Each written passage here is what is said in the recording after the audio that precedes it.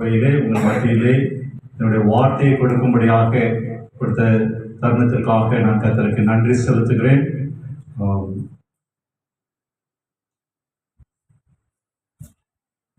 கடந்த வருடம் நம்ம வெளியில் ஒரு ஸ்டேஜ் எல்லாம் போட்டு நம்ம கன்வென்ஷன் பண்ணோம். இந்த வருடத்தில் ஆலயத்திற்குள்ளாக நம்ம அதை செய்து கொண்டு இருக்கிறோம். எனக்கு என்ன விசுவாசம் அப்படின்னா, அடுத்த வருஷம் நீங்கள் வெளியிலேருந்து யாரையும் கூப்பிட மாட்டீங்க. ஏன்னா நீங்கள் எப்பவுமே நிறைய பேர் பைபிள் காலேஜெலாம் படிக்க ஆரம்பிச்சிட்டிங்கன்னு கேட்டேன். நிறைய பேர் ரிஜிஸ்டர் பண்ணியாச்சு இல்லையா? ஆரம்பிச்சாச்சு இல்லையா பைபிள் காலேஜு? ஆமாம், 1 இயர் கோர்ஸ். அதான் சொன்னேன், அடுத்த வருஷம் இங்கே இருக்கிறவங்க எல்லாரும் கன்வென்ஷன் ஸ்பீக்கராக மாறிடலாம். ஹல்லேலூயா! கர்த்தர் பெரிய காரியங்களை செய்வார். அப்படியாக அதுதான் வளர்ச்சி இல்லையா? நம்ம சபையில் நீங்கள் எழுந்து பிரகாசிக்க வேண்டும், வெளியிடங்களுக்கு சென்று கர்த்தருடைய நாமத்தை உயர்த்த வேண்டும். ஹல்லேலூயா! கர்த்தர் பெரிய காரியங்களை செய்வார். தலைகளை தாழ்த்தி ஜெபம் செய்வோம். எங்கள் அன்பின் பரம தகப்பனே, அப்பா, இந்த அருமையான மாலை வேலைக்காக நாங்கள் உமக்கு நன்றி செலுத்துகிறோம். தகப்பனே, இந்த நாளில கூட அப்பா, நாங்கள் இந்த லெந்து காலத்தின் முடிவில் நீ கல்வாரி சிலுவையிலே பட்ட பாடுகள் தகப்பனே, அது குறித்ததான காரியங்களை தியானிக்க தேவரே நீர் உதவி செய்து வருகிறீர். இந்த 2வது நாள் கூட்டத்திலும் கர்த்தர் நீர் எங்களோடு இருந்து இடைபட வேண்டுமாறு நாங்கள் செபிக்கிறோம். நாளை தின கூட்டத்தையும் கர்த்தர் நீர் ஆசீர்வதித்து தர வேண்டுமாறு செபிக்கிறோம். வேதத்திலிருந்து நாங்கள் சில பகுதிகளை தியானிக்கும் போது நீர் எங்களோடு இடைபட வேண்டுமாறு நாங்கள் செபிக்கிறோம். அடையனை மறைத்து நீர் வெளிப்படுங்க. இயேசு கிறிஸ்துவின் ஜெபிக்கிறோம் நல்ல பிதாவே, ஆமென், ஆமென். வேதாகமத்தை லூக்கா எழுதின சுவிசேஷம் 23ஆம் அதிகாரத்திற்கு நேராக நாம் எடுத்துக்கொள்வோம். லூக்கா எழுதின சுவிசேஷம் 23ஆம் அதிகாரம் இல்லையா? சரி, ஒரு கேள்வி. நேற்றைய தினம் என்ன? சிலுவையில் அறைந்த தினம். வேற என்ன சொல்லுவோம் நம்ம? புனித வெள்ளி, குட் ஃப்ரைடே. சரி, நாளைய தினம் ஈஸ்டர், உயிர்த்தெழுந்த திருநாள். இன்னைக்கு என்ன? கல்லறையில் அடக்கம் பண்ண. வேற என்ன செஞ்சார் இயேசு கிறிஸ்து?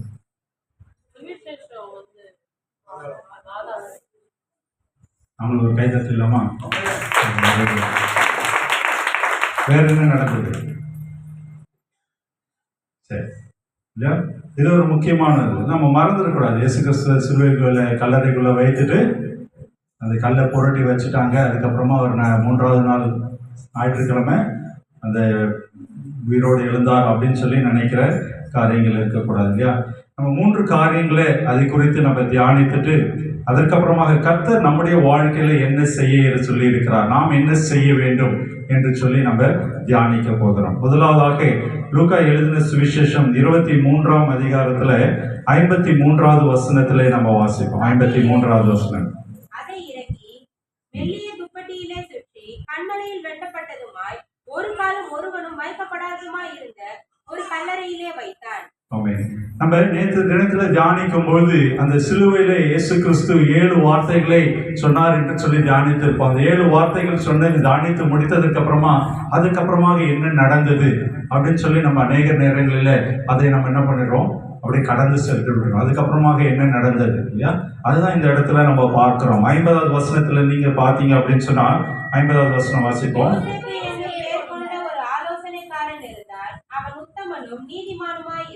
இந்த இடத்துல பாத்தீங்க அப்படின்னு சொன்னா ஒரு புதிதாக ஒரு கேரக்டர் யோசேப்பு என்று சொல்லி ஒரு மனிதனை குறித்து நம்ம பார்க்கிறோம். இந்த மனிதன் இவ்வளவு நாளாக வேதாகமத்தில் அறியப்படாத ஒரு மனிதனாக இருந்தார் அப்படின்னு சொல்லி பார்க்கிறோம் இல்லையா? அவர் பாத்தீங்கன்னா அவர் தொடர்ந்து பாருங்க 51வது வசனம். பட்டணங்களில் ஒன்றாகிய அரிமத்தியாவில் இருந்து வந்தவனும் தேவனுடைய ராஜ்யத்துக்கு காத்திருந்தவனும் யூதர்களுடைய ஆலோசனைக்கும் செய்கைக்கும் சம்மதியாதவனுமாய் இருந்தான்.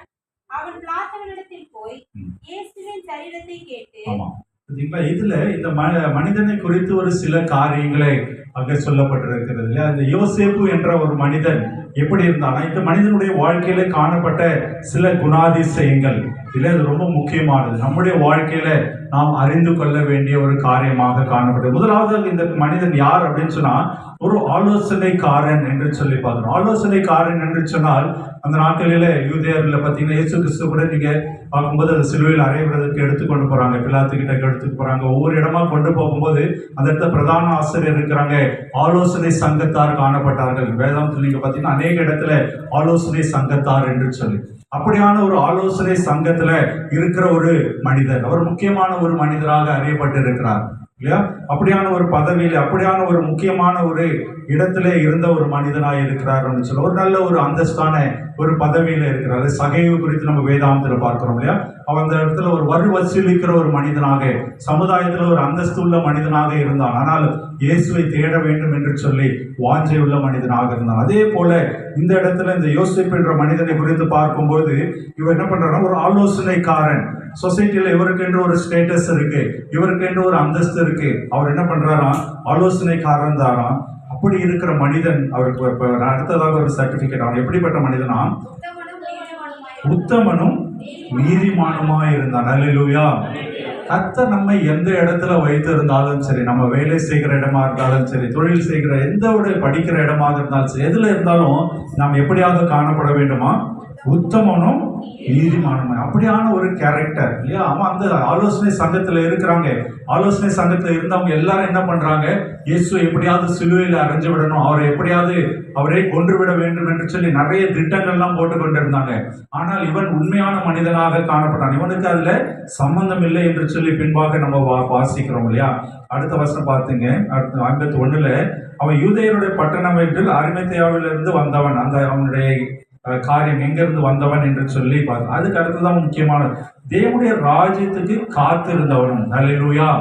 நான் தேவனுடைய ராஜ்யம் வருகிறதற்கு காத்திருக்கிறோமா? அவருடைய சித்தம் செயல்படுவதற்கு நம்ம காத்திருக்கிறோமா இல்லையா? இதுதான் நம்முடைய ஆவிக்குரிய வாழ்க்கையில ஒரு முக்கியமான ஒரு கேள்வி. நாம் அதற்கு காத்து கொண்டிருக்கிறவர்களாக, கர்த்தர் எனக்காக என்ன வைத்திருக்கிறார், நான் கர்த்தருக்காக என்ன செய்ய வேண்டும் இல்லையா? இந்த யோசேப்பு என்ற மனிதன் ஒரு ஆலோசனைக்காரனாக இருக்கிறான், சொசைட்டில நல்ல மனுஷனா இருக்கிறான், உண்மை உத்தமமா இருக்கிறான். ஆனால் இவன் எதுக்காக காத்து கொண்டிருக்கிறான்னா, எனக்கு நல்ல பணம் வரணும், பொருள் வரணும், அப்படி உயரணும் அப்படின்னு சொல்லி காத்திருக்கல, தேவனுடைய ராஜ்யம் வருவதற்காக அவன் காத்திருந்தனாக காணப்பட்டான் என்று சொல்லி பார்க்கிறோம் இல்லையா? அதற்கு அடுத்தவர் பார்த்த யூதனுடைய ஆலோசனைக்கும் செய்கைக்கும் சம்மதியானவங்க இருந்தார். எல்லாரும் சொல்றாங்க, ஆலோசனை சங்கத்தில் இருக்கிறவங்க, பிரதான ஆசிரியர், மக்கள் எல்லாம் திரண்டு இயேசுக்கு எதிராக சதி செய்யறாங்க. அவரை சிலுவையில் அறைய வேண்டும், அவரை கொன்று போட வேண்டும், அவரை புறம்பே தள்ள வேண்டும் என்று சொல்லி. ஆனால் இவனுக்கு அதுல சம்பந்தம் இல்லை. இவன் ஒரு தனித்த மனிதனாக போராடுகிற மனிதனாக இருந்தார். அதுதான் அந்த இடத்துல கடைசி வரைக்கும் அவர் நின்று அந்த இடத்துல பிலாத்து நடத்துல போய் இயேசுடைய சரீரத்தை கேட்டு அந்த அடக்க ஆராதனை காரியங்களை அவன் செய்தான் என்று பார்க்கிறோம். அல்லேலூயா. நம்முடைய வாழ்க்கையில கூட தனித்திருக்கிற, இப்படியாக பிரித்தெடுக்கப்பட்ட ஒரு அனுபவம் காணப்பட வேண்டும் இல்லையா? உலகத்துல எல்லாரும் வேறு விதமாக இருக்கலாம், ஆனால் நம்ம கர்த்தருக்கென்று பிரித்தெடுக்கப்பட்ட அனுபவம், நமக்கு அவருக்கென்று காத்திருக்கிற அனுபவம், அவருக்காக ஏதோ செய்யணும். எல்லாம் சிலுவையில் அடைஞ்சிட்டு போயிட்டாங்க, அவ்வளவுதான், வேலை முடிஞ்சிருச்சு, இதுக்கு மேல இங்க இருந்தா நம்மளுக்கும் ஆபத்து, நம்மளுக்கும் பிரச்சனை வந்துடும் அப்படின்னு சொல்லி எல்லாரும் கிளம்பி போயிட்டாங்க. ஆனால் இந்த மனிதன் என்ன பண்ணாராம், இயேசுடைய சரீரத்தை பிலாத்து இடத்துல பெர்மிஷன் வாங்கி அதை எடுத்து என்ன பண்ணாராம், 53வது வசனத்தை பாருங்க. அந்த சரீரத்தை இறக்கி மெல்லிய துப்பட்டியிலே சுற்றி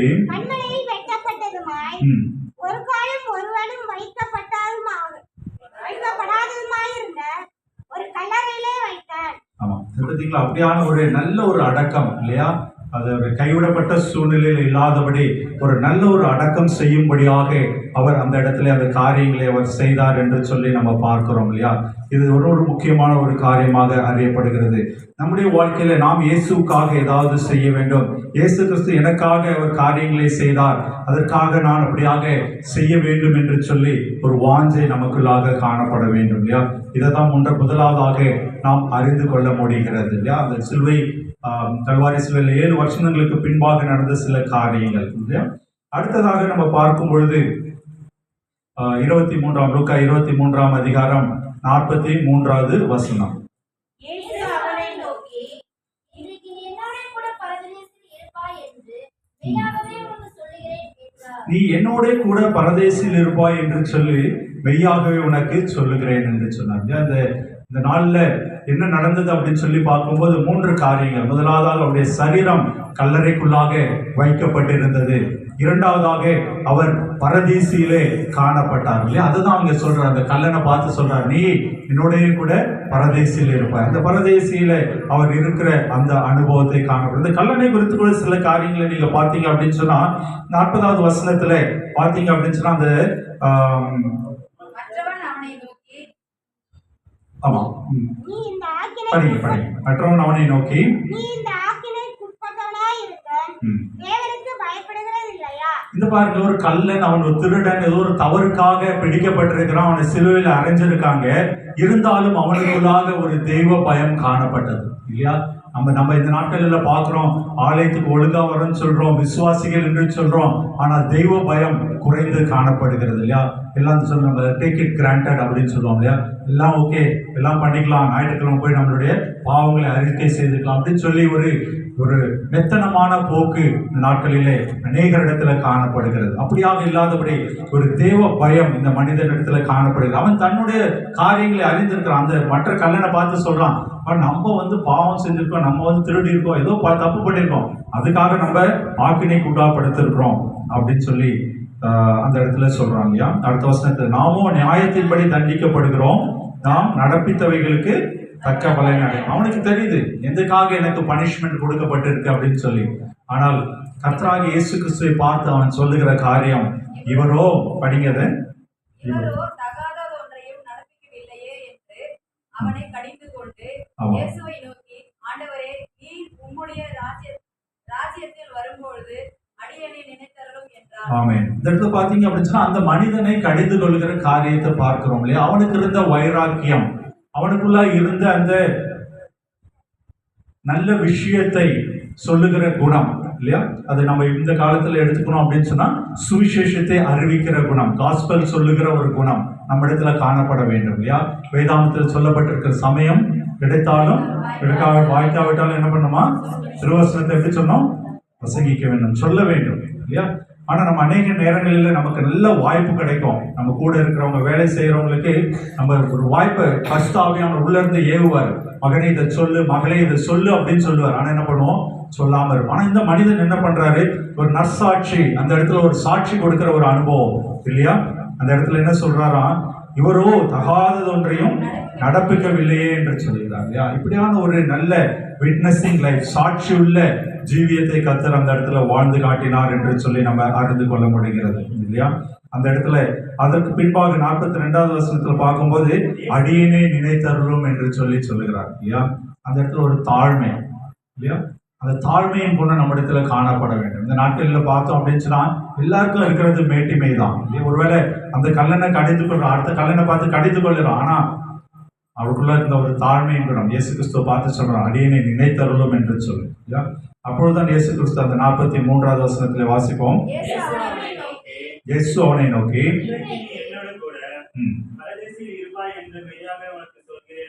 நீ என்னோட கூட பரதேசில் இருப்பாய் என்று மெய்யாகவே என்று சொல்லு. அப்படியா அந்த இடத்துல கர்த்தர் இயேசு கிறிஸ்து அந்த இடத்துல ஒரு உண்மையை அவர் சொல்கிறார். இன்றைய நாள்ல அவர் பரதேசில் இருக்கிறார். அப்போ அவர் சிலுவையில் அறையப்பட்டு அவருடைய ஆவி கடந்து சென்ற பின்பு அவர் இன்றைய நாளில் அவர் எங்க இருக்கிறாராம், பரதேசியிலே இருக்கிறார். முதலாவதாக அவருடைய சரீரம் கல்லறைக்குள்ளாக இருந்தது என்று சொல்லி பார்த்தோம். அந்த மெல்லிய வஸ்திரத்திலே சுற்றப்பட்டு அந்த யோசேப்பு என்ற மனிதன் பிலாத்தினிடத்துல பெர்மிஷன் வாங்கி கல்லறைக்குள்ளாக வைத்தார்.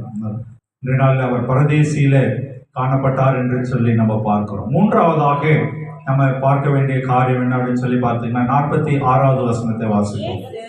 இயேசு, பிதாவே,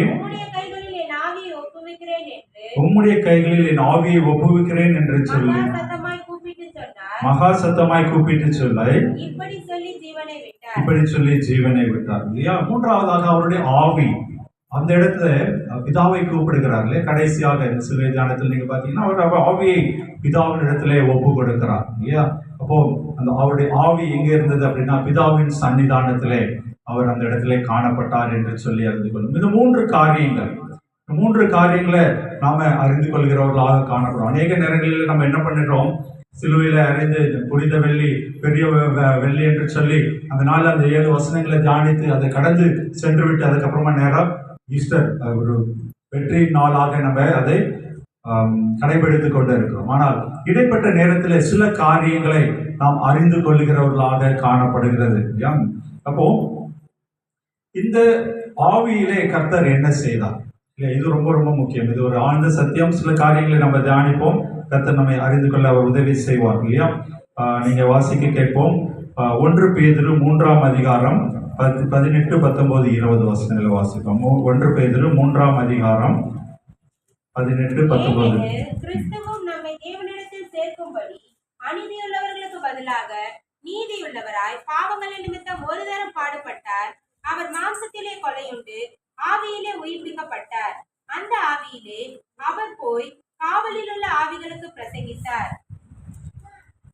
இது பாத்தீங்க அப்படின்னு 20 மாசத்துல அந்த ஆவிகள் பூர்வத்திலே நோவா பேழையை ஆயத்தம் பண்ணும் நாட்களிலே தேவன் நீடிய பொறுமையோட காத்திருந்த போது கீழ்ப்படியாமற் போனவைகள் அந்த பேழையிலே சிலராகிய 8 பேர் மாத்திரம் பிரவேசித்து ஜலத்தினாலே காக்கப்பட்டார்கள். இந்த இடத்துல பாத்தீங்க அப்படின்னு சொன்னா அவர் ஆவியிலே எங்க போனாராம், இப்படியாக மரித்திருந்த மக்களுக்கு, அந்த ஆவிகளாக இருந்த அந்த மக்களுக்கு அந்த ஆவியினாலே அவர் போய் காவலில் உள்ள ஆவிகளுக்கு பிரசங்கித்தார் என்று சொல்லப்பட்டு இருக்கிறது இல்லையா? அதுதான் நம்ம சொல்றது இல்லையா? அவர் எந்த ஒரு ஆத்மாவும் அழிந்து விடக்கூடாது என்ற ஒரு காரியம் இல்லையா? சுவிசேஷத்தை எப்படியாவது சொல்லிவிட வேண்டும் என்ற ஒரு காரியம் இல்லையா? அப்படியாக இயேசு கிறிஸ்து அந்த இடத்துல ஆவியிலே வெளிப்பட்டு என்ன பண்ணாராம், அவர் சுவிசேஷத்தை அவர் பிரசங்கித்தார். இந்த காவலில் இருந்த ஆவிகளுக்கு அவர் பிரசங்கித்தார் என்று சொல்லி இந்த இடத்துல நம்ம அறிந்து கொள்ள முடிகிறது இல்லையா? அப்போ நம்முடைய வாழ்க்கையில நாம் சமயம் கிடைக்கும் போது, எப்படியாவது வாய்ப்பு கிடைக்கும் போது எந்த ஒரு ஆத்மாவும் அழிந்து விடக்கூடாது என்ற அந்த வாஞ்சை நமக்குள்ளாக காணப்பட வேண்டும். இன்றைய நாளிலே இதை நாம் மையமாக வைத்து செயல்படுகிறவர்களாக காணப்பட வேண்டும் இல்லையா? அநேக நேரங்களில நம்ம என்ன பண்றோம், ஒரு ரொட்டீன் லைஃப் வாழ்ந்து கொண்டு இருக்கிறோம், ஒரு வழக்கமான வாழ்க்கை வாழ்கிறவர்களாக காணப்படும். அந்த கர்த்தர் இன்றைய நாளிலே நம்மிடத்தில் எதிர்பார்க்கிற ஒரு காரியம், அது கர்த்தருக்காக ஏதாவது செய்ய வேண்டும். கடைசி நிமிடம் வரை அவர் ஏதாவது ஒரு காரியத்தை நம்மிடத்திலே செய்யும்படியாக அவர் எதிர்பார்த்து கொண்டிருக்கிறார் என்று சொல்லி அறியப்படுகிறது இல்லையா? அதே போல எபேசியர் 4ஆம் அதிகாரம் 8ஆம் வசனம் 9வது வசனத்துல நம்ம பார்த்தோம் அப்படின்னு சொன்னா, எபேசியர் 4ஆம் அதிகாரம், அவர் உன்னதத்திற்கு ஏறி சிறைப்பட்டவர்களை சிறையாக்கி மனுஷர்களுக்கு வரங்களை அளித்தார் என்று சொல்லி இருக்கிறார். ஏறினார் என்பதினாலே அவர் அதற்கு முன்னே பூமியின் தாழ்விடங்களில் இறங்கினார் என்று விளங்குகிறது அல்லவா? ஆமென். இந்த இடத்துல நம்ம பார்த்தோம் அப்படின்னு சொன்னா, எபேசியர் 4:8 அவர் சொல்லப்பட்டிருக்கிற காரியம், அவர் உன்னதத்திற்கு ஏறி சிறைப்பட்டவர்களை சிறையாக்கி மனுஷர்களுக்கு வரங்களை அளித்தார் என்று சொல்லியிருக்கிறார்களா? ஏறினார் என்பதனாலே அவர் அதற்கு முன்பே பூமியின் தாழ்விடங்களே இறங்கினார் என்று சொல்லி பார்க்கிறோம். அந்த பாதாளத்திலே இருந்த மனிதர்களுக்கு, அந்த ஆவிகளுக்கு கர்த்தர் அந்த நாட்களிலே அவர் சிறைப்படுத்தியிருந்தவர்களை விடுவிக்கும்படியாக அவர்களுடைய காரியங்களை அவர் அந்த நாளிலே செய்தார் என்று சொல்லி நம்ம இந்த இடத்துல அறிந்து கொள்ள முடிகிறது அப்படின்னு சொல்லி பார்க்கிறோம். அதே போல 1 கொரிந்தியர் 15:20 மரித்தோரிடத்திலிருந்து இயேசு உயிர்த்தெழுந்தார் என்று சொல்லி பார்க்கிறோம் இல்லையா? முதலாவதாக இம்மட்டுமாக பார்த்தீங்க அப்படின்னு சொன்னா, வேதாமத்தில் பார்த்தீங்க அப்படின்னு சொன்னா யாரும் அந்த உயிர்த்தெழுந்த காரியத்தை நம்ம பார்க்க முடியாது. ஆனால் மரித்தோரிடத்திலிருந்து உயிர்த்தெழுந்தார், முதலாவதாக உயிர்த்தெழுந்தார். அவர் திரும்ப வருகையில நாமும் அவரோட அந்த உயிர்த்தெழுதல அந்த அனுபவத்துல திரும்ப அந்த அனுபவத்திற்குள்ள கடந்து செல்வோம் என்று சொல்லி நம்ம அந்த 1 கொரிந்தியர் 15 நம்ம அறிந்து கொள்ள முடிகிறது என்று சொல்லி பார்க்கிறோம். இந்த நாளில கல்வாரி சிலுவையை குறித்ததான தியானத்துல நம்ம இருக்கும்போது கர்த்தர் நமக்காக அனைத்து காரியங்களையும் செய்து முடித்திருக்கிறார். அவர் நமக்காக பெரிய காரியங்களை செய்து முடித்திருக்கிறார் இல்லையா? நம்ம நினைக்கலாம் இந்த நாளில் இது ஒரு ரொட்டீன் அனுபவம் இல்லையா? ஆனால் அப்படி கிடையாது. இது ஒரு சடங்காச்சாரம் கிடையாது. ஒவ்வொரு முறையும் நாம் இதில் அவருக்குள்ளாக பலப்படுகிறவர்களாக நம்ம காணப்பட வேண்டும் இல்லையா? நான் ஒரு கேள்வி உங்க இடத்துல கேட்கிறேன்.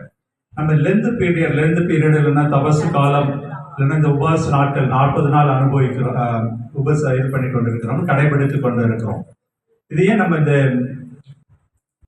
சிலுவை தியானத்தை ஒட்டி இல்லைன்னா இந்த கல்வாரி சிலுவையில இயேசு கிறிஸ்துவை அடிக்கப்பட்ட நாட்களில் இதை அனுசரிக்கிறோம். இது ஆக்சுவலா இயேசு கிறிஸ்துடைய வாழ்க்கையில எப்போ நடந்தது? சிலுவையில் அறையப்படுகிற நேரத்தில் நடந்ததா? எப்போ நடந்தது? அவர் 40 நாள் உபவாசம் இருந்த காரியம் சொல்லுங்க. பாலைவனத்தில் நடந்தது. எப்போ நடந்தது? ஞானஸ்தானம் எடுத்ததுக்கு அப்புறம் ஊழியத்தை ஆரம்பிக்கிறதுக்கு முன்னாடி இல்லையா? ஆனா நம்ம சில காரியங்களை வைத்து நம்ம அதை நம்ம இதோட இணைத்து நம்ம அந்த ஒரு சிலுவை தியானத்தோடு நம்ம இணைத்து இந்த லெந்து காலங்களே தியானித்துக் கொண்டிருக்கிறோம். இது எதை குறிக்கிறது என்று சொல்லி பார்த்தோம் அப்படின்னா, நாம் நம்முடைய வாழ்க்கையில இந்த 40 நாட்கள் நம்முடைய சுயத்தை வெறுத்து கர்த்தரிடத்துல நம்மை முழுமையாக அர்ப்பணித்து பழைய மனுஷன் நமக்குள்ளாக சிலுவையில் அறையப்பட வேண்டும் இல்லையா? நம்முடைய மாம்ச சரீரம் சிலுவையில் அறையப்பட வேண்டும், மாம்ச இச்சைகள் சிலுவையில் அறையப்பட வேண்டும். இப்படியான காரியங்கள் சிலுவையில் அறையப்பட்ட பின்பு நாம் புதிய மனிதனாக உருவெடுக்கும் பொழுது நம்முடைய வாழ்க்கையில இந்த ஊழியத்தின் அனுபவம் புதிதாக்கப்பட வேண்டும். அல்லேலூயா. அவர் எப்படியாக 40 நாள் உபவாசித்திருந்து ஊழியத்தை ஆரம்பித்தாரோ அதே போல இந்த தபசு நாட்களிலே நம்மை ஒரு உயிர்ப்பித்தவர்களாக நம்முடைய வாழ்க்கையை முழுவதுமாக அவருக்கு ஒப்பு கொடுத்து நம்முடைய மாம்சம், நம்முடைய சிந்தை, சுயம் எல்லாவற்றையும் சிலுவையில் ஒப்பு கொடுத்து இந்த உயிர்த்தெழுதலின் நாளில் இந்த 3 நாட்களில் நம்ம அவரிடத்துல ஒப்பு கொடுத்து நம்ம என்ன பண்ணணுமா? நம்முடைய புதிய ஓட்டத்தை துவங்குறவர்களாக எப்படி இயேசு கிறிஸ்து ஊழியத்தை ஆரம்பித்தாரோ அதே போல நாம் அனைவரும் நம்முடைய வாழ்க்கையில அவரோடு இருக்கிற உறவுல, அவரோடு இருக்கிற ஐக்கியத்துல, அவருக்கென்று செய்ய வேண்டிய காரியங்களில நாம் உண்மை உள்ளவர்களாக ஓடுகிறவர்களாக நம்ம காணப்பட வேண்டும். அதுதான் ரொம்ப ரொம்ப முக்கியமாக காணப்படுகிறது. அநேக நேரங்களில நாம் அதை செய்ய தவறு விடுகிறோம் இல்லையா? கர்த்தரை நாம் எதுக்காக தேடுகிறோம்? ஏதோ ஒரு ஆசீர்வாதத்துக்காக, ஒரு நன்மை வேணும், இல்லை திருமண காரியத்திற்காக, இல்லைன்னா பார்த்தீங்க அப்படின்னா ஒரு ஆசீர்வாதம் பொருளாதார தேவைகளுக்காக, குழந்தை பாக்கியத்திற்காக, இல்லை ஒரு வீடு கட்டணும், நிலம் வாங்கணும், இப்படின்னு சொல்லி அநேக தேவைகளுக்கு நாம் கர்த்தரை தேடுகிறவர்களாக இல்லாதபடி நாம் என்ன நினைக்கிறோம்? அவர் எனக்காக வந்தார், எனக்காக ரத்தத்தை சிந்தினார், நான் அவருக்காக என்ன செய்ய வேண்டும் இல்லையா? சாமுவேல் செய்த ஜெபம் தான். கர்த்தாவே, சாமுவேல் என்ன ஜெபம் செய்தார்? முதல்ல கர்த்தாவே சொல்லும் அடியேன் கேட்கிறது. இதை தான் நம்ம செய்யணும் இல்லையா? நீங்க ஜெபிக்கும் போது, உங்களுடைய தனிப்பட்ட ஜெபம் செய்யும் போது ஜெபிச்சுட்டு அநேக நேரங்களில் நம்ம ஜெபம் என்ன? முழங்கால் போட்டவொடனே என்ன ஆசீர்வதிங்க, என் குடும்பத்தை ஆசீர்வதிங்க, எனக்கு இந்த சுகத்தை தாங்க, ஹாஸ்பிட்டல் அவங்க இருக்காங்க, அவங்களுக்கு ஒரு சுகத்தை கொடுங்க, இது வேணும் அது வேணும், ஒரு லிஸ்ட் தான் நம்ம போடுகிறோம் இல்லையா? என்றைக்காவது நாம் ஜெபிக்கும் போது கர்த்தாவே சொல்லும் அடியேன் கேட்கிறேன், நீங்க என்ன செய்யணும், நான் என்ன செய்யணும் நீங்க நினைக்கிறீங்க, அதை நீங்க சொல்லுங்க அப்படின்னு சொல்லி நம்ம ஜெபிக்கிறோமா? இன்றைய நாளில கர்த்தராகிய இயேசு கிறிஸ்து சிலுவையில முடிந்தது என்று சொல்லும்போது அவர் என்ன பண்றார்? அவர் செய்து முடித்த காரியங்களை அவர் பிதாவிடத்துல ஒரு பட்டியல் போட்டு அவர் ஒப்பு கொடுத்து முடித்து விட்டார். எல்லாத்தையும் முடித்துட்டு, எந்த ஒரு காரியத்திற்காக நீர் என்னை இந்த உலகத்திற்கு அனுப்பினீரோ அதை நான் செய்து முடித்தேன் என்று சொன்னார். அதே போல நாம் இந்த உலகத்திலே கர்த்தருடைய சித்தத்தை செய்கிறவர்களாக அழைக்கப்பட்டிருக்கிறோம். அல்லேலூயா. கர்த்தருடைய சித்தத்தை செய்யவில்லை என்று சொன்னால் நம்ம ஒரு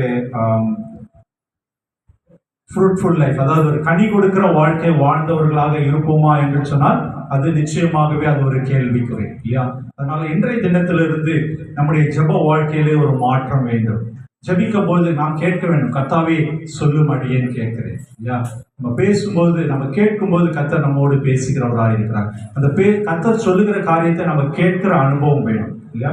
நம்ம ஒரு ஃபோன் எடுத்து நம்ம பேசுறோம், அடுத்த சைட்ல இருக்கிறவங்க ஏதாவது ரெஸ்பான்ஸ் பண்ணோம், ஓகே, ஆமா, இல்லை அப்படின்னு சொல்லி அப்படி ரெஸ்பான்ஸ் பண்ணாதான் நாம பேசுனது கேட்டது அப்படின்னு சொல்லி அர்த்தம் இல்லையா? நம்ம ஜெபிக்கிற ஜெபத்துக்கு கர்த்தர் ஆமா இல்லை அப்படின்னு சொல்லி பேசுகிறாரா இல்லையா? நம்ம பேசும்போது, நம்ம இப்போ ஃபோன்ல பேசிட்டு நம்ம அடுத்தது என்ன சொல்லுவோம்? நீங்க ஏதாவது சொல்ல வேண்டியிருக்கா அப்படின்னு சொல்லி கேட்போம் இல்லையா? நீங்க ஏதாவது சொல்லணுமா அப்படின்னு சொல்லி. நம்ம ஏதாவது என்னைக்காவது நம்ம கர்த்தர் இடத்துல நம்ம ஜெபிக்கும் போது கேட்டுருமா, ஏசப்பா நீங்க ஏதாவது சொல்லணுமா என்கிட்ட, நான் ஏதாவது செய்ய வேண்டியிருக்கா? சொல்லுங்க, ஆமாவா இல்லையா? ஒரு சின்ன பிள்ளைங்கிட்ட நம்ம கேட்கிற மாதிரி விளையாட்டுத்தனமாக இருக்கும், ஆனால் இதுதான் நிதர்சனம், இதுதான் உண்மை இல்லையா? நம்முடைய வாழ்க்கையில மாற்றம் தேவை. நம்முடைய ஜெப வாழ்க்கையிலே மாற்றம் தேவை. இன்றையிலிருந்து அந்த ஒரு அனுபவத்துக்குள்ளாக கடந்து வரணும். ஒருவேளை நான் கர்த்தருடைய சத்தத்தை நான் கேட்கலையே, கர்த்தர் எப்படி என்கிட்ட பேசுவாரு, என்கிட்ட எல்லாம் பேசுவாரா அப்படின்னு சொல்லி அநேகருக்கு கேள்வி இருக்கும். ஆனால் கர்த்தர் ஒவ்வொருவரோடும் பேசுகிற தேவனாய் இருக்கிறார். அவர் நேற்றும் இன்றும் என்றும் மாறாதவராய் இருக்கிறார் இல்லையா? அவர் சர்வ வல்ல தேவன் இல்லையா? நம்ம தாழ்த்தி நம்ம ஜெப நேரத்துல குவைட் டைம் என்று சொல்லுவாங்க, ஒரு அமைதி நேரம் தேவை. நம்ம ஒரு 15 நிமிடம் ஒரு இடத்துல தனிமையாக இருந்து ஜெபிக்கிறோம்னா ஒரு 5 நிமிடம் நம்ம கண்களை மூடி அவர் என்ன சொல்லுகிறார், அவர் என்ன காரியங்களை சொல்லுகிறார் என்று சொல்லி அதை தியானித்து எழுதுகிற பழக்கம் நமக்கு வேண்டும். ஜெபம் பண்ணும்போது நீங்கள் வீட்டில் பைபிள் வாசிக்கும் போது உங்களுக்கு ஒரு நோட் புக் வைத்து அதில் எழுதுகிறவர்களாக கர்த்தர் என்ன காரியத்தை வெளிப்படுத்துகிறார், நான் எதை செய்ய வேண்டும், எதை விட்டுவிட வேண்டும் அப்படின்னு சொல்லி அந்த பழக்கம் நமக்குள்ளாக காணப்பட வேண்டும் என்று சொல்லி இந்த நாளில் அறிந்து கொள்ளப்படுகிறது இல்லையா? இது முக்கியமான ஒரு காரியம். கர்த்தரோடு பேசுகிற ஒரு அனுபவம் நமக்கு தேவை என்று சொல்லி பார்க்கிறோம். நான் ஏற்கனவே இந்த உதாரணம் சொல்லியிருக்கிறேன், மறுபடியும் இந்த உதாரணம் சொல்றேன். ஆபிரகாம் வெகு நாட்களுக்கு பின்பாக குழந்தை செல்வத்தை பெற்றுக்கொண்டார்ல. ஈசாக்கு கொண்டு போய் என்ன பண்ண சொல்றாரு, பலியிட சொல்றாரு. நம்ம உலக காரியமாக தான் நம்மளுக்கு எப்படி இருக்கும், அதிர்ஷ்டமாக இருக்கிறோம். ஐயோ என்ன பண்றது, வீட்டுக்கு போனால் சாரா கேட்பாங்களே, என்ன பண்ணுவாங்க, எப்படி பையனை எங்க போட்டு வந்தீங்க, எங்க விட்டு வந்தீங்க அப்படின்னு சொல்லி ஒரு பதட்டம் இருந்தது. ஆனால் ஆபிரகாம் என்ன பண்ணாரு, அங்க போறாரு, பலிக்கான காரியங்களை இது பண்றாரு, கத்தியை தூக்கி பெற்ற சூழ்நிலையில கர்த்தருடைய வார்த்தை ஆபிரகாமுக்கு கேட்டது இல்லையா? ஒருவேளை அவர் பயத்துல இருந்திருந்தா, நான் வீட்டுக்கு போனேன் என்ன சொல்ல போறேன், கீழே போன வேலைக்காரங்களுக்கு என்ன சொல்ல போறேன் அப்படின்னு சொல்லி ஒரு பதட்டத்துல இருந்தா கர்த்தருடைய வார்த்தை கேட்டிருக்காங்க இல்லையா? ஒரு அந்த இடத்துல தவறான. அதனால நம்முடைய வாழ்க்கையில கர்த்தரோடு இருக்கிற உறவு, பயம் நம்முடைய வாழ்க்கையில காணப்படக்கூடாது. பயத்தை கர்த்தர் எடுத்து போட்டுட்டார். கல்வாரி சிலுவையிலே அவர் வெற்றி சிறந்தார் என்று சொன்னால் பயத்தை எடுத்து போட்டுட்டார். சத்ருவினுடைய தலையை நசுக்கி ஜெயத்தை கொடுத்தார். இந்த பயம் கொண்டு வரது யாரு, சத்ருவான். சத்ருடைய தலை நசுக்கப்படுது. அதனால பயப்பட தேவையில்லை. நம்ம கர்த்தரோடு இருக்கிற உறவுல அந்த கம்யூனிகேஷன்ல நன்றாக இருக்க பலன்பட வேண்டும். அவர் நம்மோடு பேசுகிற காரியத்துல நம்ம பலப்பட வேண்டும் இல்லையா? சரி, நம்ம நேரம் குறிக்கிறபடினால ஒரு 5 காரியங்களே நாம் வேகமாக தியானித்து நம்ம முடிக்க இருக்கிறோம். கர்த்தராகிய இயேசு கிறிஸ்து இந்த உலகத்திலே வந்து தன்னுடைய கடமைகளை அவர் செய்து முடித்தார் இல்லையா? அதுதான் இந்த காலத்துல இந்த 3 நாள் தியானத்தில் அது முக்கியமான ஒரு பங்கு. அவர் தன்னுடைய பங்கை செய்து முடித்தார். நாம் என்ன செய்ய வேண்டும், இதுதான் ஒரு கேள்வி. நாம் என்ன செய்ய வேண்டும்? அவர் செய்தது போல, அவரை போல நாமும் மாற வேண்டும், அவரை போல நாமும் செய்ய வேண்டும். அவர் விட்டு சென்ற பணியை நாம தொடர வேண்டும் இல்லையா? முதல் காரியம், நாம் பரிசுத்தராக மாற வேண்டும். நீங்களும் பரிசுத்தமாகுங்கள் என்று சொல்லி வேதாகமத்தில் நம்ம பார்க்கிறோம். லேவியர் 19ஆம் அதிகாரம் 2வது வசனம். பழைய ஏற்பாட்டிலே 150 பக்கம் 19.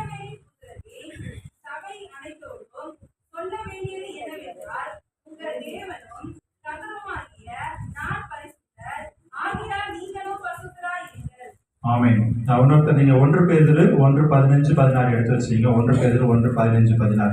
கர்த்தர் இந்த காலத்துல என்ன சொல்றாரா,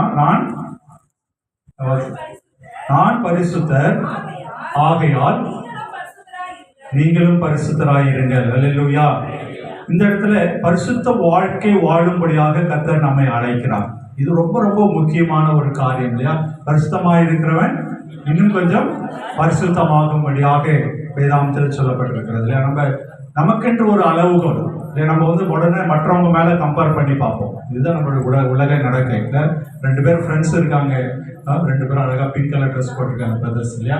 அவர் சொல்றாரு, அவரு அப்படி இருக்கிறாரு, நான் அவரோட நான் பெட்டர். இவர் சொல்றாரு, நான் அவரோட நானே பெட்டர் அப்படின்னு சொல்லி. அப்படி நம்ம கம்பேர் பண்ணக்கூடாது. நம்முடைய ஸ்டாண்டர்ட் இல்லையா? நான் 80 மார்க்ஸ் எடுக்கிறேன் அப்படின்னா அடுத்தது 90 மார்க்ஸ் எடுக்கணும். அதுதான் நம்மளுடைய ஸ்டாண்டர்டா இருக்கணும். நான் 80 எடுத்துட்டேன், என் கூட இருக்கிறவங்க 70யோட நான் 80 பெருசு அப்படின்னு சொல்லிட்டு நம்ம காம்ப்ரமைஸ் ஆகுறவங்களாக காணப்படும். அப்போ நம்முடைய பரிசுத்த வாழ்க்கை ஒவ்வொரு நாளும் எப்படியாக காணப்பட வேண்டும், வளர்கிறதாக காணப்படும். பரிசுத்தமாக இருக்கிறவன் இன்னும் கொஞ்சம் பரிசுத்தமாக இருக்கும். 1 பேதுரு 1:15-16 படிங்க. நம்மை அழைத்தவர் பரிசுத்தராக இருக்கிறார். அல்லேலூயா. நம்மை தெரிந்தெடுத்தவர். இல்லையா? நம்ம ஏதோ ஒளியான சேற்றுல பாவத்துல எங்கேயோ இருந்த நம்மை அவர் அழைத்திருக்கிறார். பரிசுத்தராய் இருக்கிறவர் அழைத்திருக்கிறார். நீங்களோ ம். உங்கள் நடக்கை எல்லாவற்றிலும் ம்.